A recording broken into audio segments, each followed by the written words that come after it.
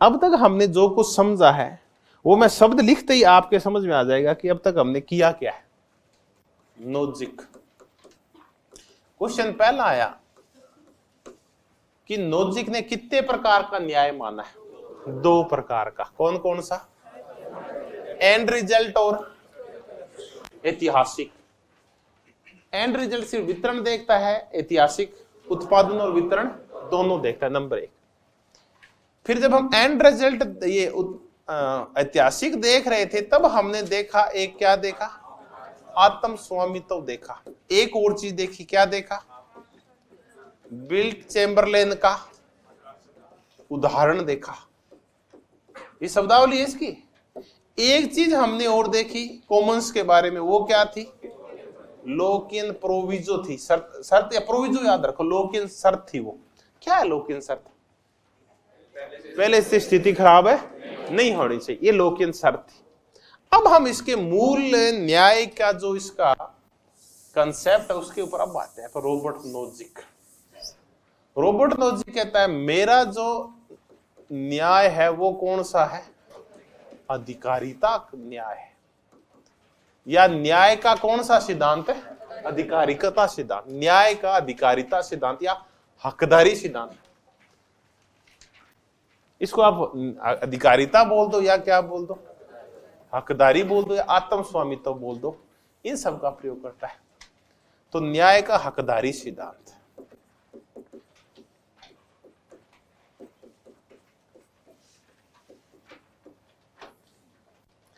अब अपने आप मुझे एक चीज बताओ, संपत्ति बनती है तो उसमें कितनी प्रक्रियाएं शामिल होनी चाहिए संपत्ति बनते वक्त? 2, उत्पादन भी और वितरण भी। तब ये कहता है न्याय का जो अधिकारिता सिद्धांत है ना, कोई संपत्ति आपने कमाई है उस पे आपका क्या है? हक है। कोई भी संपत्ति कमाई है उस पे आपका क्या है? अधिकार है। तो अगर हमें संपत्ति का मालिक तो देखना है कि गलत है या सही है, तो हमें क्या क्या देखना होगा? संपत्ति सही तरीके से उत्पादित की गई हो, संपत्ति सही तरीके से हस्तांतरित और वितरित की गई हो। आज तक हम सिर्फ क्या देखा था? पीछे के सिद्धांतों में हमने सिर्फ वितरण देखा है, उत्पादन हमने नहीं देखा। तो ये न्याय का जो हकदारी सिद्धांत है ये कहता है कि 3 नियम है। संपत्ति का अधिकार है, उस पर कितने नियम लागू होते हैं? 3 नियम। संपत्ति का अबाध अधिकार है, बस 3 नियम है। पहला है न्याय का या न्यायपूर्ण अधिग्रहण।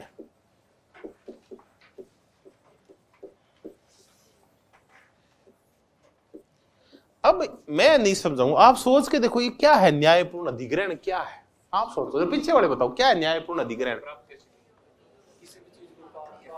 हाँ, उत्पादन करना, अधिग्रहण करना, उत्पादन करके उसको अधिग्रहित करना।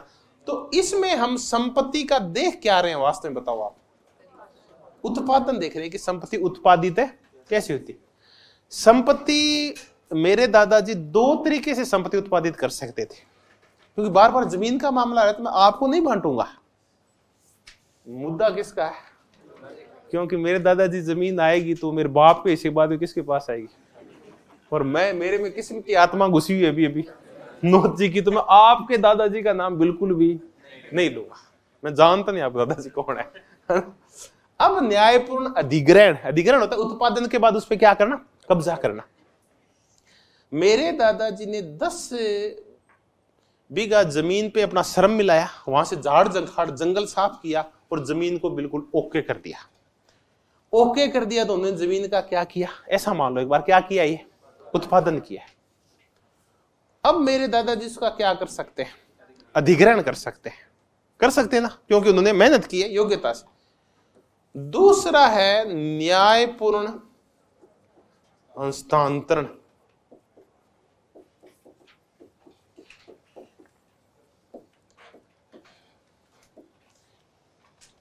या इसमें आप वितरण कह लो, हस्तांतरण में क्या कह लो? इसमें उत्पादन था तो इसमें क्या कह लो? वितरण कह लो। जो कमाया गया, जिसका उन्होंने अधिग्रहण किया, उसका न्यायपूर्ण क्या होना चाहिए? हस्तांतरण। उन्होंने क्या किया, या तो इस 10 बीघे को बेच के और आनंद ले गए वो, या उन्होंने मेरे पिताजी को दे दी। तो मेरे पिताजी उसके क्या बन गए? क्या मेरे पिताजी ने मेरे दादाजी से डरा के संपत्ति ली थी क्या? नहीं, उनकी इच्छा उसको दे दी। विल चैम्बरलेन को जो पैसे देने आ रहे हैं जो लोग, वो कैसे आ रहे हैं? अपनी स्वेच्छा से आ रहे हैं। तो वो न्यायपूर्ण क्या हो रहा है उसमें? हस्तांतरण हो रहा है। तो वो उसका ही है, वो सारा उसका है। तीसरा है परिष्कार। अब ये कोचिंग नहीं है, परिष्कार, अन्याय का परिष्कार। ये बड़ा जोरदार नियम है, अन्याय का परिष्कार।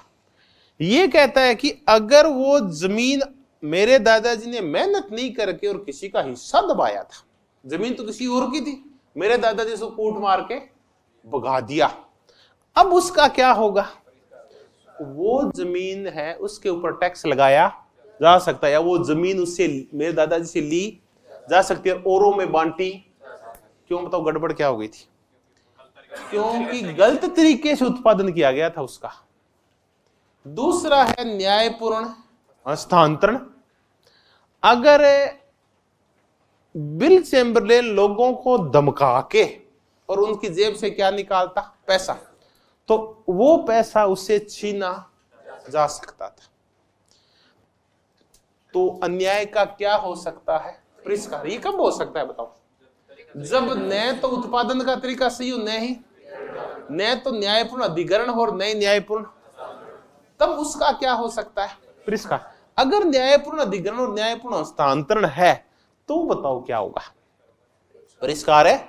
नहीं होगा। उसका परिष्कार तभी होगा जब आपने उत्पादन भी गलत तरीके से किया है और उसका हस्तांतरण भी गलत तरीके से किया।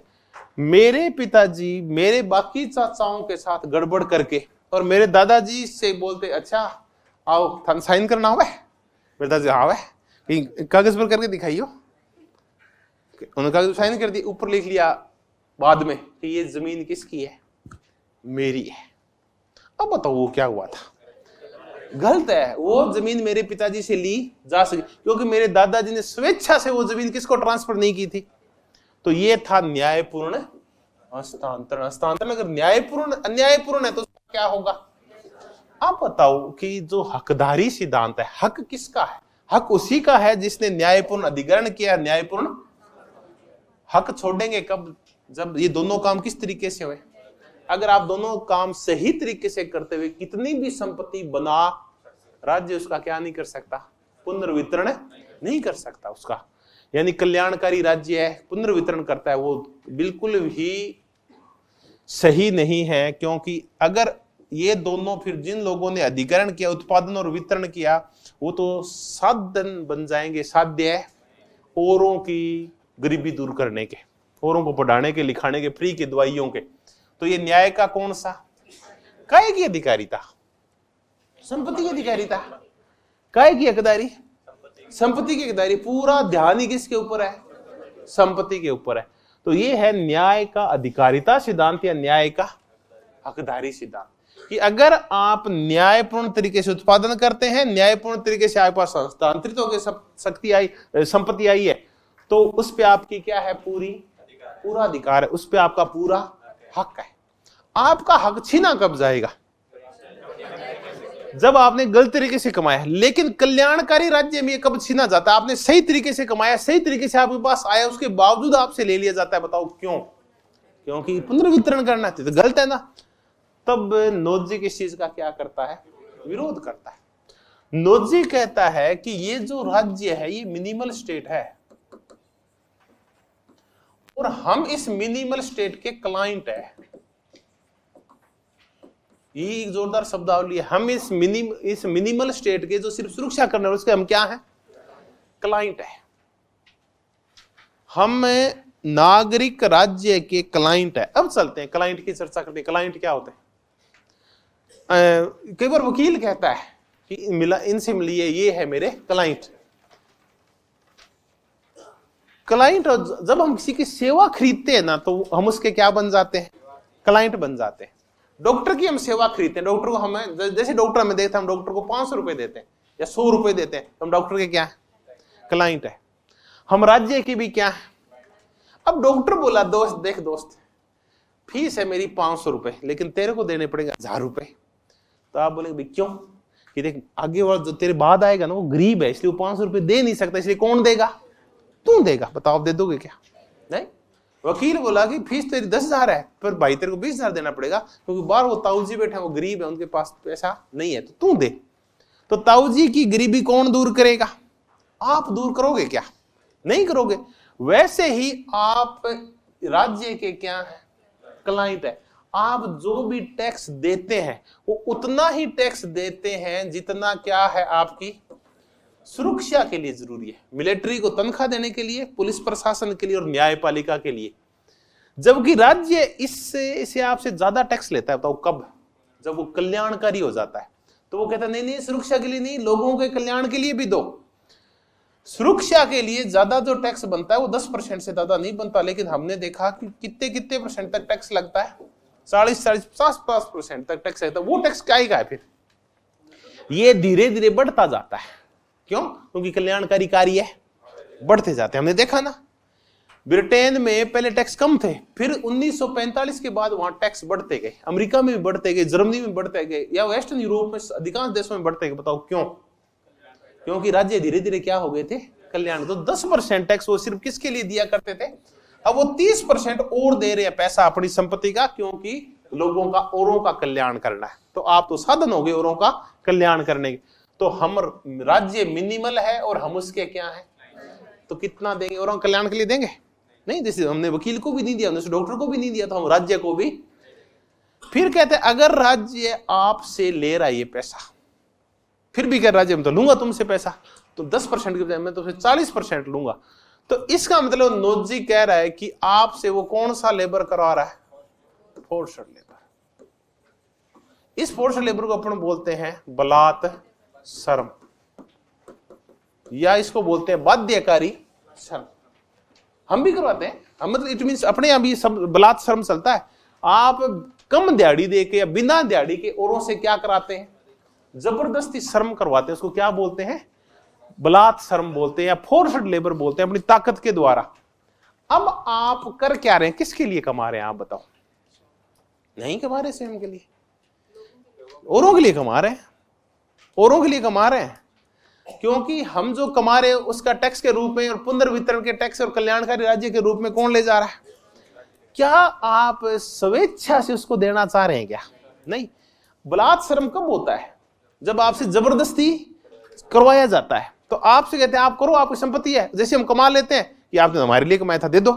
तो आपसे क्या करवाया जा रहा है? अगर आपकी संपत्ति के ऊपर कल्याणकारी राज्य के नाम और पुनर्वितरण के ऊपर टैक्स लगाया जा रहा है, इसका मतलब आपके श्रम का शोषण है, आपके साथ बलात् श्रम हो रहा है, फोर्स्ड लेबर करवाया जा रहा है आपसे, कि आप तो लेबर करो, आप योग्य हो, आप खूब मेहनत करो, दिन रात काम करो, डॉक्टर साहब आप मशीन बन जाओ, और बनने के बाद कि अब आपने किसे कमा ली, कहा कि लाओ दे दो।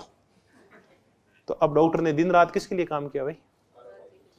औरों के लिए, औरों की गरीबी दूर। तो ये बोलता ऐसा नहीं होगा, राज्य किसी से क्या नहीं करवा सकता, फोर्स्ड लेबर नहीं, क्योंकि हम राज्य के क्या है, क्लाइंट है। तो ये आया न्याय का कौन सा, अधिकारिता सिद्धांत या न्याय का हकदारी सिद्धांत। अब इस न्याय के हकदारी सिद्धांत के 3 नियम है, कौन कौन से हैं?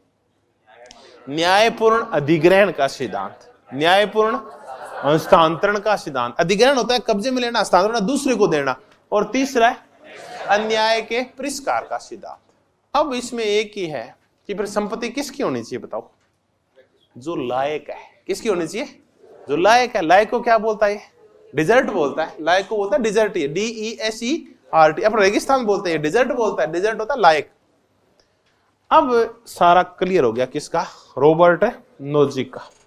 अब मैं आपको फिर बताऊं रॉबर्ट नोजिक के ऊपर क्वेश्चन क्या क्या बनते हैं। सिंपल सा क्वेश्चन ये बनता है कि मैं आपसे पूछूंगा रॉबर्ट नोजिक का जो अधिकार सिद्धांत है, न्याय सिद्धांत, उसका नाम क्या है? अधिकारिता सिद्धांत या न्याय का हकदारी सिद्धांत। इसमें पूरा बल काय के ऊपर है? संपत्ति के अधिकार में। संपत्ति का वितरण करना है, पुनर्वितरण। इसमें क्या क्या देखा जाता है? उत्पादन और वितरण। न्याय का हकदारी सिद्धांत है, उसके नियम कितने हैं? 3 है। कौन कौन से? न्यायपूर्ण अधिग्रहण, न्यायपूर्ण हस्तांतरण और अन्याय का बहिष्कार। फिर मैंने कुछ और शब्दावलियां बताई। आत्म स्वामित्व का तर्क, बिल चैम्बरलेन का उदाहरण और लोकियन है, परंतु क्या लोकियन प्रोविजो याद रखो आप। तो आत्म स्वामित्व का तर्क क्या था? एक धक है आपका, आप अपने आप में साध्य हैं, दूसरे आपकी कमाई का साधन नहीं है। बिल चैम्बरलेन का तर्क इसी संदर्भ में था कि मैं पुनर्वितरण के लिए पैसा नहीं दूंगा। लोकियन परंतु क्या था ये मैं नहीं बताऊंगा, आप बताओ। आप संपत्ति कमाओ लेकिन दूसरों की स्थिति पहले से खराब है। हम राज्य के क्या है? क्लाइंट है। अगर राज्य आपसे सुरक्षा से ज्यादा अगर टैक्स ले रहा है तो वो क्या करवा रहा है आपसे? अगर पुनर्वितरण के लिए और कल्याण के लिए टैक्स ले रहा है, वो आपसे फोर्स्ड लेबर करा रहा है। तब है ना, बड़ा जोरदार सिद्धांत है रॉबर्ट नोजिक का कि हरेक से उतना जितना वह देना चाहे और हरेक को उतना जिसे कोई, हरेक से उतना जिसे वो दे, हरेक से, छोटा सिंपल सीधा है, हरेक से उतना जितना वह देना चाहे। आगे देखो, हरेक को उतना ना जितना उसे कोई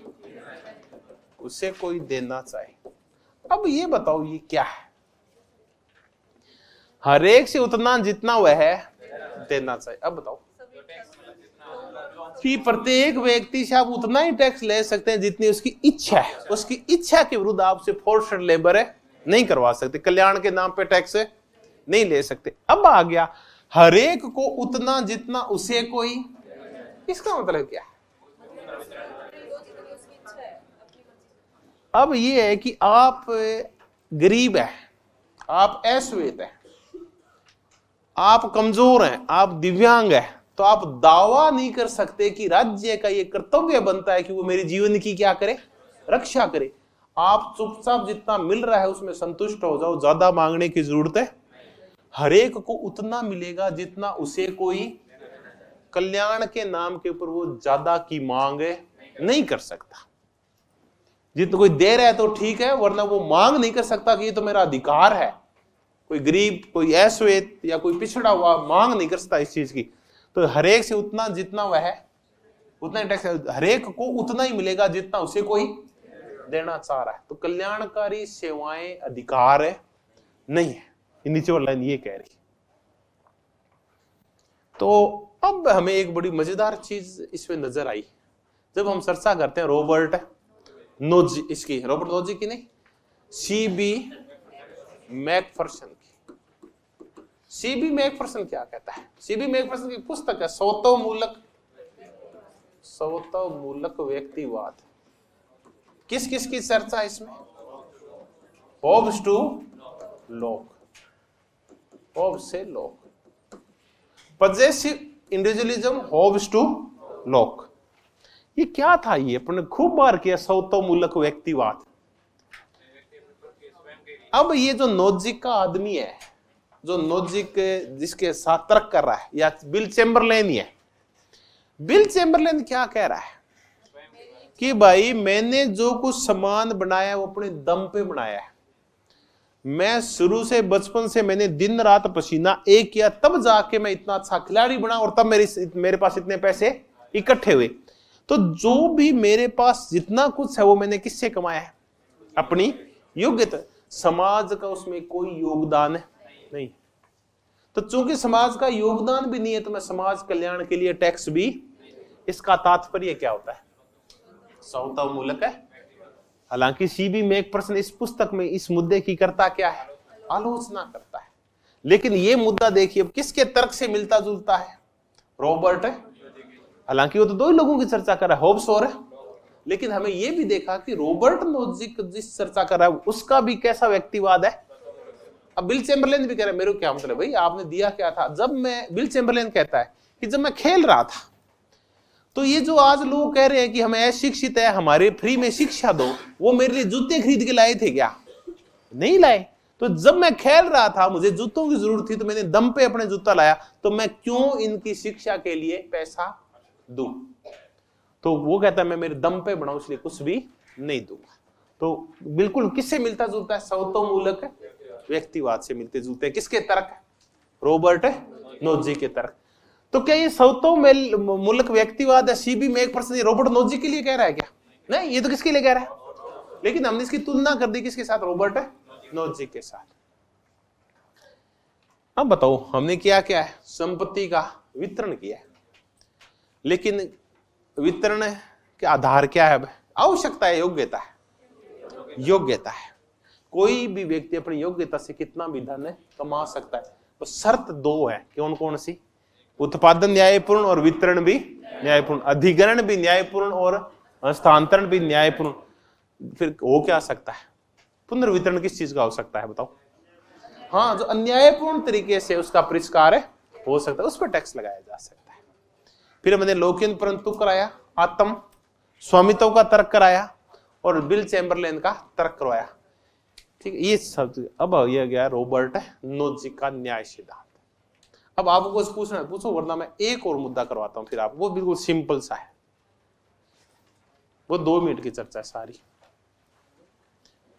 चलिए, याद आ जाए तो पूछ लो। रॉबर्ट नोजी में कुछ भी आपको समझ नहीं है तो पूछ लो है? हाँ, वेरी गुड। मजेदार, मैं भूल ही जाता इस मुद्दे को।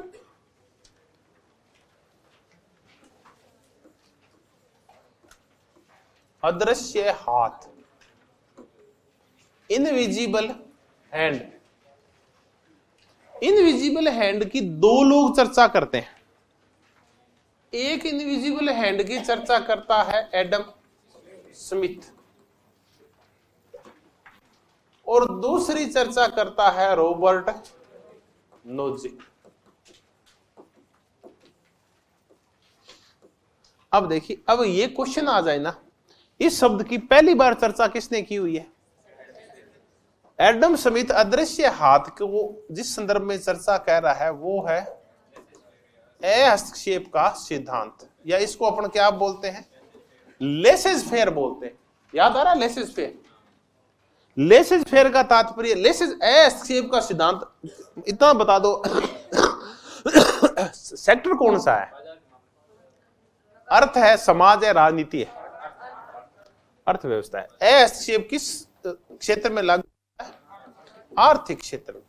आर्थिक क्षेत्र में राज्य कोई हस्तक्षेप नहीं करेगा। अब चलते हैं अपन किसके पास? रॉबर्ट नोजी के पास चलते हैं। क्या राज्य संपत्ति के मामले में हस्तक्षेप कर सकता है? क्या कर सकता है ना? एक शर्त पे कर सकता है, बताओ कब? अन्याय का परिष्कार करने के लिए, बाकी नहीं कर सकता। तो ये ऐसे सिद्धांत आर्थिक क्षेत्र में लागू होता है। इसकी चर्चा कौन करता है? Adam Smith. ऐसी ही चर्चाएं कौन कर रहा है? Robert Nozick. रॉबर्ट नोजिक भी राज्य की उत्पत्ति बताता हुआ और कहता है कि राज्य मिनिमल स्टेट होगा। अंत में कौन सा राज्य बनेगा? और मिनिमल स्टेट का हाथ भी क्या रहेगा? संपत्ति के मामले में हस्तक्षेप नहीं करेगा। तो चलिए, तो हमने अदृश्य हाथ, इनविजिबल हैंड देखा। अभी इनविजिबल हैंड है क्या? राज्य का हाथ कहां नहीं दिखाई देना चाहिए? आर्थिक गतिविधियों में राज्य का हाथ दिखाई, ये बाजार की शक्तियों के हवाले कर दो, मांग और पूर्ति के हवाले कर दो, बाजार खुला छोड़ दो, बाजार को प्रतियोगिता पूर्ण कर दो।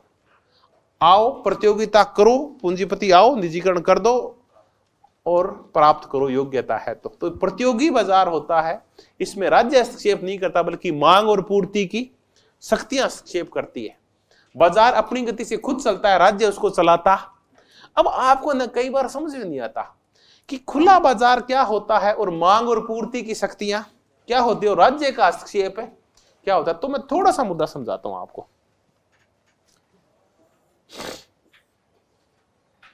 डीजल और पेट्रोल, इनके ना पहले कई साल तक रेट चेंज नहीं होते थे।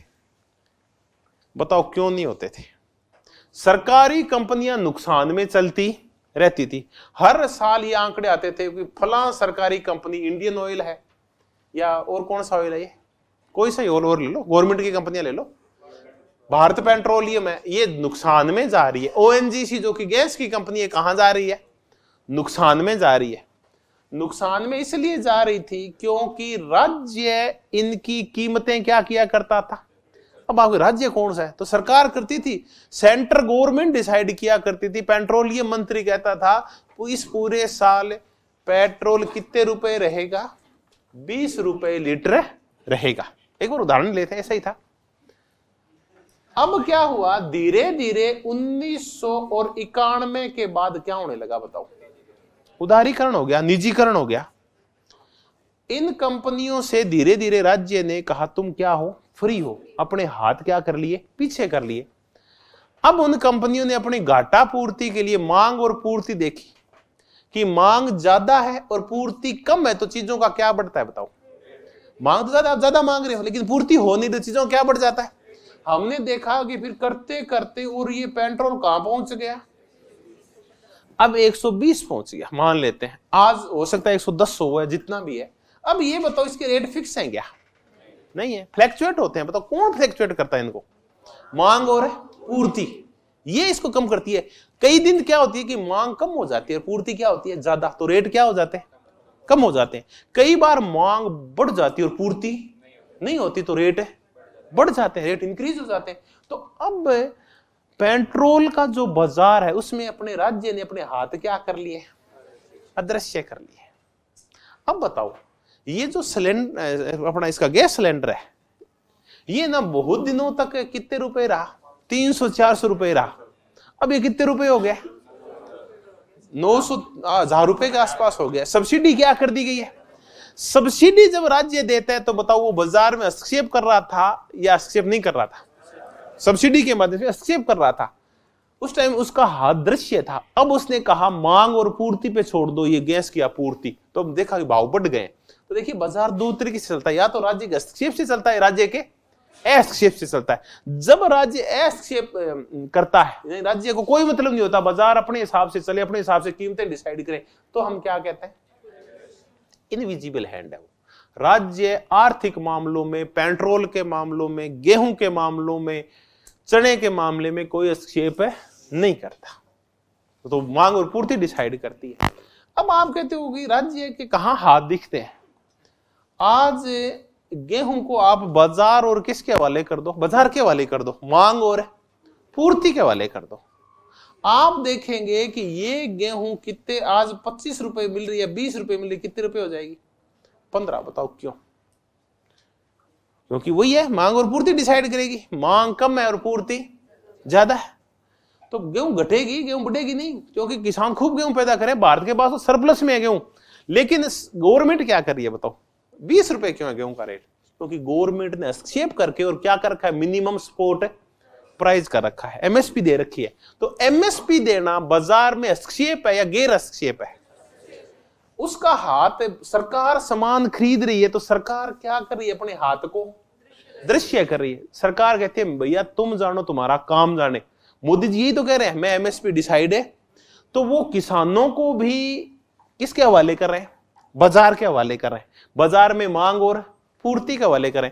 तो राज्य वो कहते हैं कि राज्य का काम सुरक्षा करना है, गेहूं खरीदना और बेचना।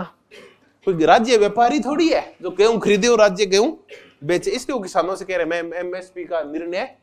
तो वो क्या कह रहे हैं कि गेहूं के मामले में, किसानी खेती के मामले में राज्य का हाथ क्या कर रहे हैं, वो अदृश्य, मांग पूर्ति के हवाले कर दो, जो डिसाइड होगा हो जाएगा, ज्यादा रेट में ज्यादा ले लो।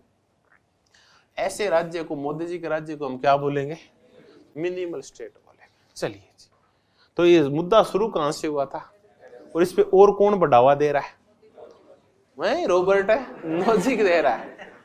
अब फिर चलते हैं अपन। अब देखिए ये व्यक्ति प्रभावित किस किस, अब हम कह सकते हैं कि रॉबर्ट नोजिक के ऊपर जॉन लॉक का क्या प्रभाव है, संपत्ति का अधिकार मूल अधिकार है। एडम स्मिथ का क्या प्रभाव है, अदृश्य हाथ वाला प्रभाव है, हस्तक्षेप होगा बाजार के मामले में। कांट का क्या प्रभाव है, आत्म स्वामित्व, प्रत्येक व्यक्ति अपनी आत्मा का स्वामी खुद है, वो दूसरे का साधन है नहीं, वो कांट से ले लिया। तो ऐसे करके हमने रॉबर्ट पर मूल प्रभाव जॉन लॉक का, संपत्ति का अधिकार, तो ये हो गया रॉबर्ट नोजिक, इसका अदृश्य हाथ वगैरह भी हो गया। अब आपको ये क्वेश्चन आ गया कौन सा, कि अदृश्य हाथ का कंसेप्ट किसका है। क्या वो एडम स्मिथ का है या वो रॉबर्ट नोजिक का है? तो देखिए एडम स्मिथ का है, लेकिन अगर दोनों आ गए ना तो या तो ए और बी देगा तो दोनों को लिखना है। अगर ऐसा नहीं आए तो ये क्वेश्चन क्या होगा? डिलीट होगा। अब अपन अच्छा, अब आप बताओ, संपत्ति के अधिकार का समर्थन लोक ने किया है, नोजिक ने नहीं किया क्या?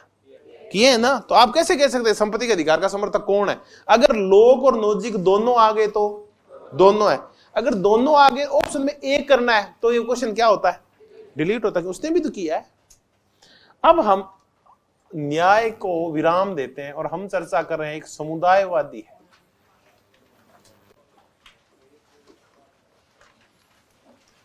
पहले तो मैं आपको समुदायवाद बता देता हूं ये होता क्या है, फिर मैं आपको आगे बताऊंगा। कम्युनिटेरियनिज्म, अंतर होता है समाजवाद में और समुदायवाद में, दोनों में अंतर होता है। समुदायवाद एक धारा है उदारवाद की, लेकिन उदारवाद में ये थोड़ा सा सुधार चाहता है। उदारवाद का जो मूल बल होता है वो किस पे होता है? व्यक्तिवाद के ऊपर होता है। वो वहां व्यक्ति की बजाय किसका कल्याण महत्वपूर्ण मानता है? समुदाय का कल्याण मानता है। तो जो सारे अधिकार, स्वतंत्रताएं जिनकी चर्चा उदारवाद करता है, उन्हीं की चर्चा कौन करता है? समाजवाद में और समुदायवाद में फर्क क्या है? समुदायवाद कहता है कि सभी का कल्याण हो, समाजवाद भी कहता है सभी का कल्याण हो। दोनों ही किसके विरोधी हैं?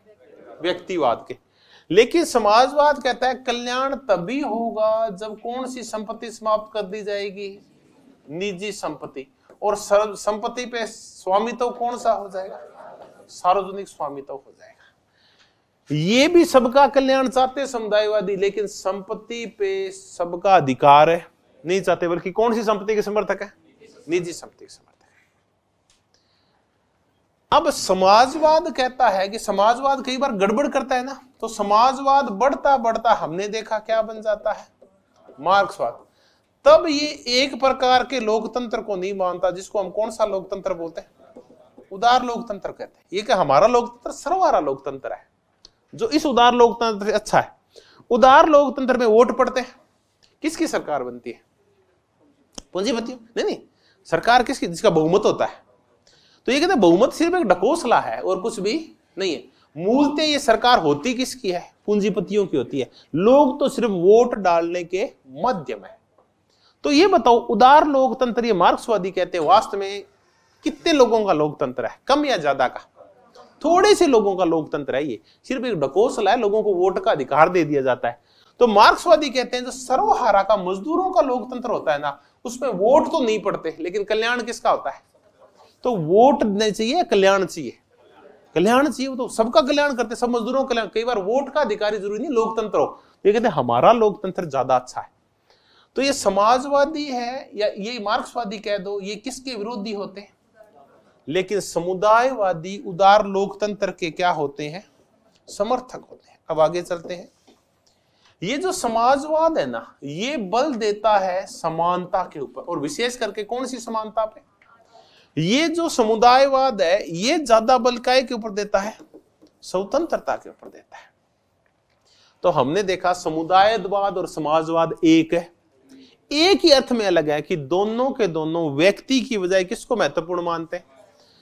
पूरे समाज का कल्याण महत्वपूर्ण मानते हैं, लेकिन कल्याण के तरीके अलग है। समाजवाद तो कह रहा है कि संपत्ति को क्या कर दो, ये कहता है संपत्ति को निजी रखते हुए। समुदायवाद कहता है संपत्ति को निजी रखते हुए किसको बढ़ावा दो? स्वतंत्रता को। लोगों को समझाओ, उनकी सोसाइटियां बनाओ, उनको बोलो कि तुम स्वेच्छा पूर्वक मिलो, मिलके और तुम एक पूरे मोहल्ले में पेड़ लगाओ। आपने सोसाइटी बनाई, अपने सोसाइटी की एक कमेटी बनाई, वो कमेटी आप सबसे सहयोग लेके क्या लगाएगी? वहां पेड़ लगाएगी। अब इससे किसका कल्याण होगा? पूरे समाज का कल्याण होगा। अब आपको ऐसे स्वैच्छिक समुदाय बनाने हैं और उनसे कल्याण करना है। समाजवाद में ऐसे स्वैच्छिक समूह नहीं बनते, वहां तो राज्य जबरदस्ती आपसे क्या ले लेता है? आपकी संपत्ति ले लेता है और फिर उसको सब में बांट देता है। इंदिरा गांधी ने बैंकों का राष्ट्रीयकरण किया और उन बैंकों ने फिर गरीबों को लोन बांटा। तो ये वो बैंकों की स्वेच्छा से हुआ था या राज्य ने जबरदस्ती किया था? जबकि समुदायवाद में ऐसे कार्य कैसे होते हैं? स्वेच्छा से होते हैं। तो ये स्वेच्छा के ऊपर ज्यादा बल देता है। चाहता ये भी पूरे समुदाय का कल्याण है, लेकिन इसका तरीका स्वैच्छिक है, ये क्रांतिकारी या जबरदस्ती वाला तरीका नहीं है। और ये निजी पूंजी पे बल देता है बजाय कौन सी पूंजी के? सार्वजनिक पूंजी के। तो कुल मिला के आप मूल्य की सोसाइटियां बना लो, आपस में मिलो। ये समुदायवाद का तो एक ही कहना है कि दिक्कत हुई क्या है कि जब से उदारवाद हावी हुआ है ना, व्यक्ति है ना अणु हो गया है और समाज से इसका संपर्क कट गया है। अब इसको क्या करना है? समाज से पुनः जोड़ना है। अब फिर चलते हैं अपने गांव में, चलते हैं गांव में। दिक्कत क्या हुई है? 1990 के बाद हमने देखा कि गांव बहुत प्रोस्परस हो गए, बहुत पैसे वाले हो गए। इसका परिणाम क्या निकला? आप देखो गांव में जब भी किसी की बहन बेटी की शादी होती है ना, तो वो कार्ड दे आते हैं, अपन जाते हैं ऐसे साफ बन के, है ना, छोरी को भी आए फिर भी ड्रेस व्रेस पहन के हाय लो करते, हाय क्या हाल है, ये वो करके। फिर बारात आई को भी पहले, हाँ भाई घरे जानो है, खा पी गए चलो घरे उठ जाओ। इससे इंडिविजुअलिटी आ गई है। कितने लोग जो बारात में जाना चाहते हैं, कोई छोरे छागरा जगह पी के दारू पीनी है, बाहर जाना है, बाकी कोई कौन सा है। बारात में लोगों ने जाना छोड़ दिया है। अब हो क्या रहा है? इसकी वजह से क्या प्रभाव पड़ रहा है हमारे ऊपर? हम व्यक्तिगत हो गए, हमारा सामूहिक जीवन क्या हो गया है? उससे पहले की याद करते हैं, जब 1991 से पहले जब हमारे पास इतना पैसा नहीं था, उदारवाद व्यक्तिवाद इतना हावी नहीं था, हम इतने शाणे नहीं हुए थे, तब किसी की शादी होती थी हम बेरे नहीं रखते थे, बल्कि गांव के जो पुरुष होते थे और औरतें वो खुद काम किया करती थी। खुद औरतें रोटियां बनाया करती थी, खुद वो पुरुष आने वाली बारात को परोसा करते थे। जब बारात का पेट भर जाता था सबका सब खा पी के, तब वो खाते थे पूरे गांव वाले जो भी या काम करने आए थे। आजकल तो ऐसे नहीं है। तो हम क्या हो गए हैं? हमारा सामुदायिक संपर्क अत्यंत कट गया है। इस सामुदायिक संपर्क को दोबारा बढ़ाना है। कल परसों मेरी पत्नी कह रही थी कि मेरे को पास वाली जेंदन मिली, वो कहते जब से ना इस मेरे मोहल्ले के अंदर ये आए मल्टी स्टोरी घर आए, तब से फ्लैट कल्चर आया है, तब से कल्चर क्या हो गई है?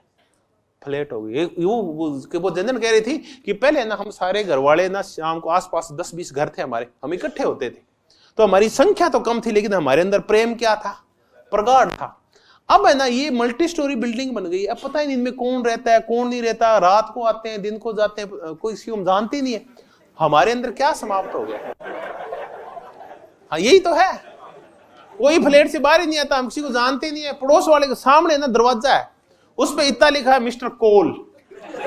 अब मिस्टर कोल के घर में कौन है कि कोल है कौन नहीं है, कोई मतलब नहीं है। कोल आ रहा है, कोल है बस। क्या हावी हो गया? व्यक्तिवाद। कोल का पता ना तब चलता है जब कोल के फ्लैट से बदबू आती है, तब हम पुलिस को फोन कर रहे हैं कि कोल के यहां से 3 दिन से बदबू आ रही है। तब जब कोल का घर खोला जाता है पता है कि कोल वहां नहीं है, उसकी डेड बॉडी पड़ी है। ये क्या हावी हो गया है? व्यक्तिवाद। जबकि पहले कोई बीमार भी होता था तो 50 आदमी मिलने आया करते थे उससे, तो अपने आप ही ठीक हो जाएगा बातें बातें करते करते ही। तो ये मिलना जुलना बातें करना, एक दूसरे के सुख दुख में काम आना क्या है? ये समाजवाद नहीं है। समाजवाद तो संपत्ति का क्या करता है?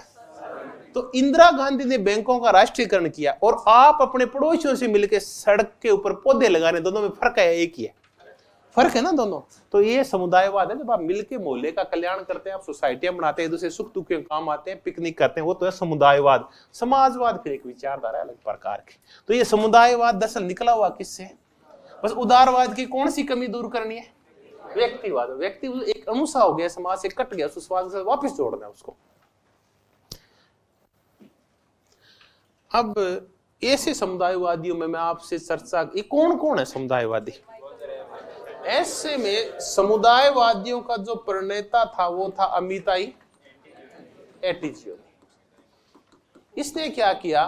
अमेरिका में बहुत सारी ऐसी सोसाइटीज बनाई जहां लोग आपस में मिलके और आपसी संबंधों को बढ़ावा देते थे। जिसने मोहल्ला समिति बना दी, वहां पुस्तकालय समिति बना दी, चर्च की समिति बना दी, पेड़ लगाने वाली समिति, लोग मिलते थे आपस में और सार्वजनिक सेवा के काम करते थे। वो अमिताई एटीट्यूड नहीं था। यहां से कंसेप्ट शुरू हुआ कि सुख व्यक्तिगत नहीं है, बल्कि सुख क्या होते हैं, और समूह में सुखों का मजा भी अलग आता है। हमने भी देखा होगा कि एक तो अपना इंडिविजुअल रोटी खाएं और 2 लोग बैठ के खाते हैं और 4-5 बैठ जाते हैं, फिर तो हाँ गिनती नहीं होती, क्या होती है, चिंती होती है, फिर तो इतनी खा गया ना। तो वो कितना सुख मिलता है उसमें। अमिताई एटीजियोनी, माइकल वाल्जर, जिसकी हम थोड़ी देर में चर्चा करने वाले, माइकल सैंडल। माइकल सैंडल की बुक करवाई थी मैंने आपको, limits of justice, Michael Sandel. Charles Taylor, कोई एक आधा और है, ये आपके बेंजामिन बार्बर, विले किमलिका, ये सारे के सारे कौन से राइटर हैं। एक और बड़ा मजेदार वो थिंकर है क्या, मैंकीटायर।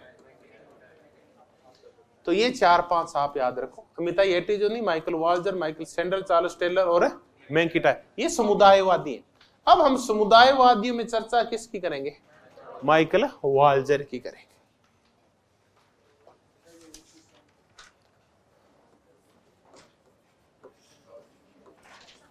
माइकल वाल्जर अमेरिका का ही है। वाल्जर की बड़ी फेमस पुस्तक है स्फीयर्स ऑफ जस्टिस। पुस्तक का पूरा नाम याद करना पड़ेगा, in defence of pluralism and equality. देखो यहीं से इसका नाम आ जाएगा, ज्यादा एक पुस्तक याद कर लो, इतना ही करेंगे अपन।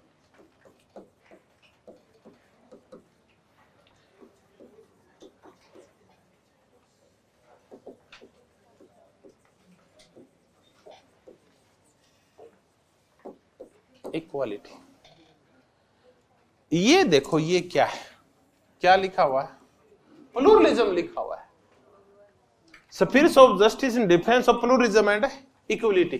अब हमें इतना याद करना है, न्याय का सामाजिक समझौता किसका है, जॉन रोल्स का।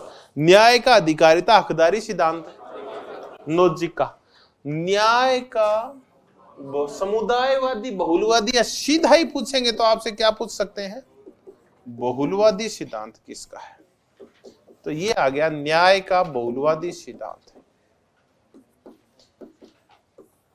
प्लूरलिस्टिक थ्योरी ऑफ जस्टिस, न्याय का बहुलवादी सिद्धांत। ये कहता है कि मेरा न्याय विकाय पे आधारित है, वितरण पे आधारित है, लेकिन वितरण के 2 ही तरीके नहीं हो सकते। वितरण का एक तरीका तो है आवश्यकता, और वितरण का एक तरीका है योग्यता, या एक तरीका योग्यता और आवश्यकता। ये कहता है कि ये दोनों फंस गए यहां के, कौन कौन, जॉन रोल्स और रॉबर्ट, इनको ये 2 ही तरीके पता है, जबकि चीजों के वितरण के क्या होते हैं, बहुत सारे तरीके होते हैं। अब ये कहता है, बड़ी जोरदार बात है, कि न्याय का कोई सार्वभौमिक नियम है, सार्वभौमिक नियम नहीं हो सकता। न्याय का कोई वैश्विक नियम है, नहीं हो सकता, और न्याय का कोई एकल नियम है, नहीं हो सकता। ये इसकी विशेष परिभाषाएं हैं छोटी छोटी, कि न्याय का कोई सार्वभौमिक वैश्विक एकल नियम है। एकल नियम है, देखो भी नोजिक का हमने देखा कि आपको किसका ध्यान रखना है, आप योग्य हैं तो कितनी भी संपत्ति कमा, रोल्स कहता है योग्य है तो आप संपत्ति कमाओ, लेकिन आवश्यकता के अकॉर्डिंग आपको पुनर्वितरण के लिए संपत्ति देनी पड़ेगी। तो ये कहता है न्याय का एकल नियम नहीं होता। न्याय के नियम क्या होते हैं, बहुत सारे होते हैं। ये कहता है सामाजिक वस्तुएं गिन के बताइए, किसने, जॉन रोल्स ने। सामाजिक प्राथमिक वस्तुएं, अधिकार और स्वतंत्रताएं, शक्ति और पद, गरिमा, धन, ये कुछ चीजें हैं, जबकि चीजें ऐसी नहीं, चीजें तो सैकड़ों होती है, ठीक है। तो बहुत सारी वस्तुएं बहुत सारे लोगों को बहुत प्रकार से बांटी जानी चाहिए। अब हो क्या रहा है, ज्यादा जोर कौन से वितरण के ऊपर है, आर्थिक वितरण के ऊपर है, और इसके सूत्र निश्चित कर दिए गए हैं हीनतम स्थिति वाले को अधिकतम लाभ, ऐसे सूत्र डिसाइड कर दिए गए। ये कहता है कि एक दलित को लेते हैं। अब दलित एक है दलित तमिलनाडु का, एक है दलित हरियाणा का, और एक है दलित राजस्थान का। अब आप क्या कहते हो कि इन दलितों को क्या चाहिए? आप सब लोग ये बोलोगे कि इस दलित को तो सबसे ज्यादा जरूरी है, वो किसकी है? गरिमा की जरूरत है। तो रोबोट नहीं गड़बड़ मत करो ऐसे। ये जो राजस्थान में जहां सामंतवाद है ना, वहां इनको ज्यादा क्या चाहिए? गरिमा चाहिए। क्यों? एक गांव में चाहे वहां सामंत रह रहा है, चाहे कोई किसान जाति का रह रहा है, दलित रह रहा है, वहां बारिश नहीं हो रही तो सबकी आर्थिक स्थिति क्या है? लगभग एक जैसी है, लेकिन वहां गरिमा को लेके भेदभाव है। तो राजस्थान के दलित को क्या चाहिए? तमिलनाडु में पेरियार के आंदोलन की वजह से इनको गरिमा पहले से मिली हुई है, लेकिन यहां इनकी आर्थिक स्थिति क्या है? थोड़ी सी खराब है। तो यहां इनको गरीबी की बजाय क्या चाहिए? पैसा चाहिए इनको। हरियाणा में है क्या कि नहीं, इनके पास जमीन नहीं है इनके पास, लेकिन इनके पास मान लेते हैं धन है और गरिमा दोनों है। तो अब वहां उनको क्या चाहिए? जमीन चाहिए, क्योंकि जमीन पे किसान जातियों ने कब्जा कर रखा है। तो ऐसा करते हैं, इनको वहां जमीन चाहिए। अब देखो, अब उदाहरण दे रहे हैं भाई, क्या हर एक दलित को, वही कई दलितों के पास ना पैसा होता है, लेकिन उनके पास क्या नहीं होती? गरिमा। जो हम कहते हैं दलित को क्या दो? पैसा दो, गरिमा दो। ऐसा कुछ नहीं है। किसी दलित को किसी चीज की जरूरत है, किसी को किसी की चीज की जरूरत है। तो न्याय का कोई एक नियम सेट मत करो, न्याय की चीजें निश्चित मत करो कि बहुत सारी चीजें बहुत सारे प्रकार से बांटी जानी चाहिए। अब औरतें हैं, कुछ औरतों को गरिमा चाहिए, कुछ औरतों को पैसा चाहिए, कईयों को दोनों ही चाहिए, है ना? तो ये अलग अलग नियम होने चाहिए। तो न्याय का क्षेत्र क्या होता है? बहुलवादी होता है। न्याय के ऐसे 2 नियम 3 नियम निश्चित है नहीं किए जा सकते। 2 नियम किसने बताए ना? रोल्स ने बताए। समान स्वतंत्रता का नियम और आर्थिक और सामाजिक विषमताओं से निपटने के 2 नियम है। अवसर की समानता और भेदभाव का नियम। नियम 2 ही थे, एक का ए और बी था। वो किस ऑर्डर में लागू होते? इस ऑर्डर को क्या बोलते हैं अपन? लेक्सिकल ऑर्डर या शब्दकोशीय क्रम।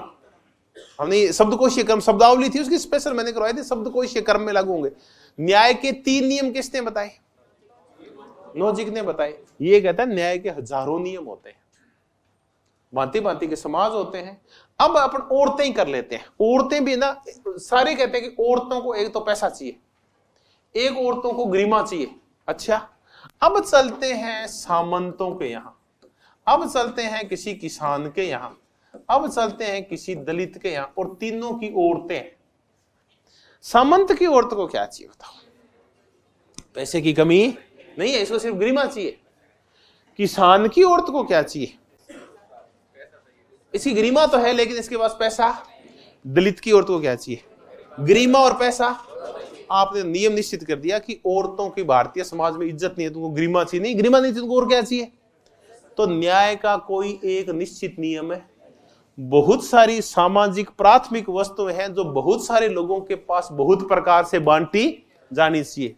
तो न्याय का कोई सार्वभौमिक, वैश्विक या एकल नियम है। अब आप कहते सार्वभौमिक नियम क्या है? जो सब पे समान रूप से लागू हो। न्याय का वैश्विक नियम क्या है? जो पूरे विश्व में एक समान रूप से लागू हो। न्याय के जो नियम अमेरिकी लोगों पे लागू हो, जरूरी नहीं कि वो अफगानिस्तान में भी लागू हो। तो हर एक देश के लिए, हर एक समाज के लिए, हर एक व्यक्ति के लिए न्याय के नियम क्या होने चाहिए? अलग अलग होने चाहिए। न्याय की जैसा नोजिक कह के गया, न्याय की जैसा रोल्स कह के गया। तो हमने एक और व्यक्ति किया, माइकल। अब इसकी पुस्तक का नाम देखते हैं। सफियर्स होता है क्षेत्र है, न्याय के क्षेत्र। नीचे क्या लिख रहा है? बहुलवादी है। तो इसका बहुलवादी न्याय क्षेत्र। न्याय के क्षेत्र बहुलवादी क्या होते हैं? बहुत सारे। न्याय के क्षेत्र बहुत सारे होते हैं। जबकि हमने देखा कि इनका जो जोर है ना, किसका? रोल्स का और नोजिक का, वो ज्यादातर आर्थिक संसाधनों के वितरण और पुनर्वितरण के ऊपर, औरों पे वो ज्यादा जोर नहीं दे रहे। तो ऐसा करके माइकल वाल्जर इन दोनों की आलोचना करता है, किस किस की, रोल्स की भी और नोजे की भी। और ये इसकी पुस्तक आई 1983 में। अब आपके पास सिंपल से कुछ नियम है न्याय के, वो दोहरा देते हैं, फिर टॉपिक क्या हो जाएगा पूरा। कौन कहता है कि न्याय का सार्वभौमिक एकल वैश्विक नियम, छोटी छोटी परिभाषा शब्द लिख रखे हैं, वो ध्यान रखना योग, किसकी बातें हैं ये, माइकल वाल्जर अपने बहुत अच्छी तरह से तब करेंगे जब समानता करेंगे। तो माइकल वाल्जर के ऊपर इतना ही आ सकता है, या तो पुस्तक पूछी जा सकती है या ये पूछा जा सकता है, न्याय का कौन सा सिद्धांत है, बहुलवादी सिद्धांत। समानता, और जो समानता को दो प्रकार बताते हैं, सरल और उसकी आज नहीं चर्चा करेंगे, आज हम सिर्फ न्याय की चर्चा करें। तो माइकल वाल्जर का बहुलवादी न्याय सिद्धांत किया हमने। अब जब शुरुआत की थी ना पढ़ने, तो मैंने आपको प्लेटो कराया था, याद आया क्या? कौन सा न्याय है इसका? नैतिक न्याय। फिर हमने इसका देखा न्याय किस रूप में, जोड़ने के रूप में, आर्किटेक्चर थ्योरी, जैसे एमबी फोस्टर बोलता है, न्याय का कार्य विभाजन का या कार्य विशेषीकरण, प्रत्येक वर्ग प्रत्येक व्यक्ति अपना काम करेगा, प्लेटो। फिर हमने चर्चा की थी अरस्तु की, न्याय का वितरणात्मक सिद्धांत।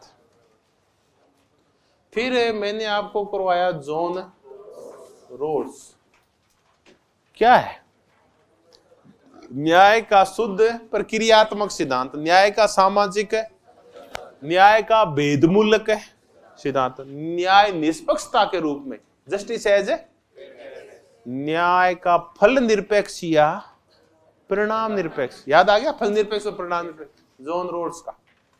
फिर अपने किया नोजिक का, बताओ, न्याय का ऐतिहासिक सिद्धांत, और उसका कौन सा पार्ट, न्याय का हकदारी सिद्धांत, या इंग्लिश में याद कर लो हकदारी को, इसको छोड़ो, entitlement theory of justice, English में एक ही शब्द है, नोजिक का। अब आ गया लास्ट में किया था माइकल वाल्जर, इसका न्याय का बहुलवादी क्षेत्र या बहुलवादी न्याय, ये माइकल वाल्जर का था, इनकी हमने चर्चा की। बीच में जब चर्चा चली थी तो लैंगिक न्याय की चर्चा किसके संदर्भ में की थी, सुसेन मोलर ओकिन के संदर्भ में की थी। उपाश्रित न्याय हमने किया था सबाल्टर्न वाला, ठीक है, रंजीत गुहा, पार्था चटर्जी, सुमित सरकार, इनका किया था, गायत्री स्पीकवॉक वगैरह का, शशि थरूर का, इनका। फिर हमने न्याय का क्षमता सिद्धांत क्या था, capability theory of justice, Amartya Sen की थी। वो एक पोगे का किया था, वैश्विक न्याय। एक पुस्तक भी की थी हमने जॉन रोल्स की, जो वैश्विक न्याय पे आधारित है, द लॉ ऑफ पीपल। चलिए, ये एक टॉपिक पूरा हो गया न्याय। कितने क्वेश्चन आएंगे? 2 क्वेश्चन हर लाते हैं, मजेदार सा टॉपिक है सारे, एक भी कुछ नहीं है, एक ही पुस्तक है, law, legislation and liberty, the mirage of social justice. आपने याद करवा ही दिया।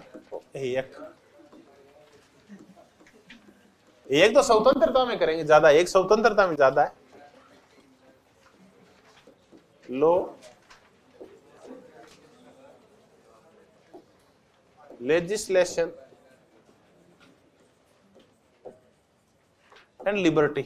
देखिए, इस नाम से कई पुस्तकें आई है, इस नाम से पुस्तकें नहीं है, पुस्तक तो वही है। हर 2-3 साल बाद इस पुस्तक का यही टाइटल रख के अंदर कुछ न कुछ जोड़ दिया जाता है, तो इसको हम कहते हैं संस्करण। हमने जेएस मिल की जब चर्चा की थी तो हमने इसकी एक पुस्तक की थी पॉलिटिकल इकोनॉमी, तो उसका कौन सा संस्करण किया था? चौथा। तो जैसे जैसे ना थिंकर के विचार बदलते जाते हैं, उस पुस्तक में कोई ना कोई वो नया संशोधन करता जाता है।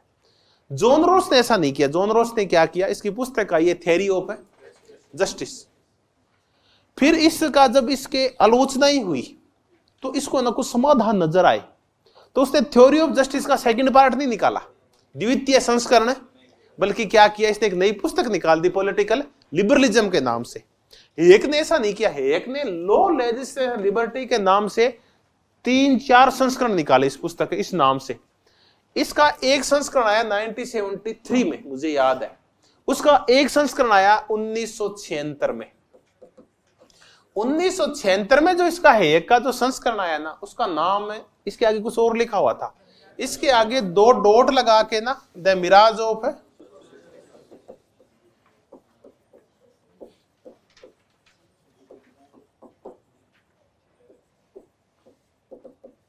The mirage of social justice.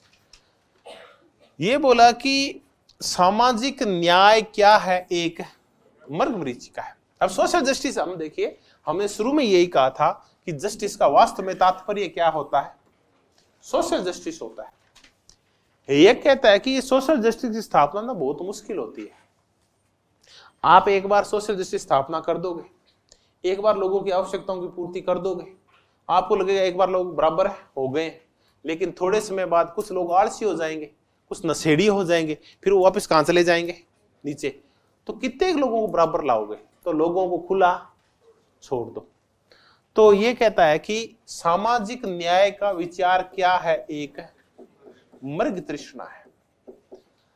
ये कहता है न तो ये प्राप्त हुआ है और न ये प्राप्त, कितने ही प्रयास कर लो चाहे आप। सामाजिक न्याय एक मर्ग तृष्णा। आप कहते हो कि चलो हम है ना इस देश के समस्त लोगों का एक बार क्या कर देंगे, कल्याण कर देंगे। आपने सबके घर बना दिए, आपने सबको शिक्षा दे दी, आपने सबको एक बार स्वस्थ कर दिया, सबको पढ़ा दिया, लिखा दिया, सबको रोजगार दे दिया। थोड़े समय बाद आप देखेंगे कि वापस कुछ लोग क्या हो गए हैं, वापस गरीब हो गए, कुछ वापस अशिक्षित हो गए, अब वापस समाज में असमानता आ गई है। फिर आप क्या करोगे, दोबारा सोशल जस्टिस लाओगे। तो क्या सोशल जस्टिस प्राप्त हो जाता है, क्या नहीं होता। ये तो ना एक बार लगता है कि सोशल जस्टिस आ गया, लेकिन फिर दोबारा अनजस्टिस हो जाता है। फिर आप दखलंदाजी करते हो, फिर कल्याणकारी राज्य बनाते हो, फिर घाटा होता है। ये लफड़ा तो चलता ही रहता है, इसका कोई इलाज है, ये कभी भी प्राप्त नहीं हो सकता। ये तो सिर्फ एक क्या है, लगता है अपने को, जैसे हिरण को लगता है कि यहां नहीं तो आगे क्या होगा, तो अपने को लगता है कि हो सकता है सोशल जस्टिस आ जाए, लेकिन ये मर्ग तृष्णा की तरह वास्तव में आता नहीं है। एक बार आप कोशिश करोगे, एक बार लोगों की स्थिति सुधार दोगे, लोग कुछ आलसी हो जाएंगे, वो अपने आप वापस गरीब हो जाएंगे, उनका इलाज ही नहीं है कोई। तो मिराज ऑफ है सोशल जस्टिस। फिर ये कहता है कि इस मुद्दे के ऊपर एक अन्याय होता है और एक दुर्भाग्य होता है। ये कहता है कि पूंजीवाद के ऊपर आरोप ये लगाया जाता है कि पूंजीवाद में कुछ लोग अमीर और कुछ गरीब हो जाते हैं, क्योंकि अमीर गरीबों पे क्या करते हैं, अन्याय करते हैं। तो ये कहते हैं ये गरीबी है, अमीरी है, सामाजिक रूप से जो पिछड़ापन है, कुछ लोग हाशियाकृत हो गए, ये राज्य ने नहीं किए। राज्य ने किसी को जानबूझ के नहीं कहा कि तुम दलित है या तुम ओबीसी का है या तुम स्त्री है इसलिए तुम पिछड़े हुए हो। ये क्या है, उन दलितों में कई बहुत सारे मजबूत है, उन स्त्रियों में कई इंदिरा गांधी है, कई सोनिया गांधी है। वो क्यों है फिर, क्यों? क्योंकि ये उनका क्या है, दुर्भाग्य है। दुर्भाग्य का निर्माण, सौभाग्य और दुर्भाग्य का निर्माण कौन करते हैं, हम खुद करते हैं। तो कुछ औरतें कह रही ना हम दमित हैं, पीड़ित हैं। तो दमित पीड़ित तो लक्ष्मीबाई भी थी, और तो वो भी थी, दमित पीड़ित तो इंदिरा गांधी भी थी। तो वो फिर आगे कैसे बढ़ गई, तो उन्होंने अपने दुर्भाग्य को काय में बदल लिया, सौभाग्य में। राज्य ने आपको भी बात रोका नहीं था कि तू इंदिरा गांधी बनने नहीं सकती, तू सुंदर राज्य नहीं बन सकती, आप बन जाती, आपको रोका किसने था। तो अन्याय तो तब होता है ना जब राज्य आपका लैंगिक उत्पीड़न में सहायक हो। राज्य तो कुछ नहीं कर रहा, राज्य ने खुला छोड़ दिया, अब आप कुछ नहीं कर रहे हैं, तो ये राज्य की गलती नहीं है, बल्कि गलती किसकी है, आपकी स्वयं की है। तो सौभाग्य और दुर्भाग्य का उसका कोई इलाज नहीं है। इलाज किस चीज का हो सकता है, अन्याय का इलाज होता है। तो ये कहते हैं ना न्याय न्याय हम कर रहे हैं, ये कोई न्याय की चीजें नहीं होती। मुद्दा काहे का होता है, मेन तो दुर्भाग्य का होता है। कुछ लोग मेहनती होते हैं, कुछ लोग मेहनती नहीं होते, कुछ रिस्क लेते हैं, कुछ रिस्क नहीं लेते। तो वहां से सारी चीजें पैदा होती है। न्याय अन्याय का मुद्दा ही क्या है, मर्ग तृष्णा है। चलिए, तो ये किसकी बातें, FA की। अब आगे जब लिबर्टी करेंगे तो FA के ऊपर और व्यापक चर्चा अपने को करनी पड़ेगी। अभी FA की चर्चा थी। तो इसकी पुस्तक कौन कहता है कि सामाजिक न्याय एक, इसकी पुस्तक का ही नाम है, टाइटल सब टाइटल है इसका, देखो ये तो इसका मेन टाइटल है, इसका आगे का ही। तो ये हमने न्याय किया। चलिए, तो अगले बार जब भी मिलेंगे अपन, तब अपन क्या करेंगे, स्वतंत्रता लिबर्टी की शुरुआत करेंगे अपन। ठीक है, धन्यवाद। आप सब ऑनलाइन थे, आप सबके साथ भी न्याय हुआ होगा। बहुत बहुत धन्यवाद।